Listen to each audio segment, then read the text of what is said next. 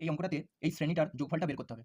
এই শ্রেণীটাতে পদ আছে, এই শ্রেণীটার পদ সংখ্যা সমান 100টি, ঠিক আছে? তো 100টি পদের যোগফল বের করতে হবে। এর জেনারেল টার্ম হচ্ছে 1/2n + 1 তার হোল স্কোয়ার মাইনাস 1। তো এটাকে লেখা যাবে 2n ইন্টু 2n প্লাস 2। এটাকে আবার লেখা যাবে 1/4n ইন্টু n প্লাস 1।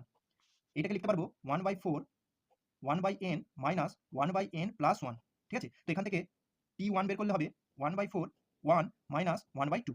তাহলে t2 এর মান হবে 1/4 1/2 মাইনাস 1/3। এইরকমভাবে যদি t100 মান বের করি তাহলে হবে 1/4 1/100 মাইনাস 1/101।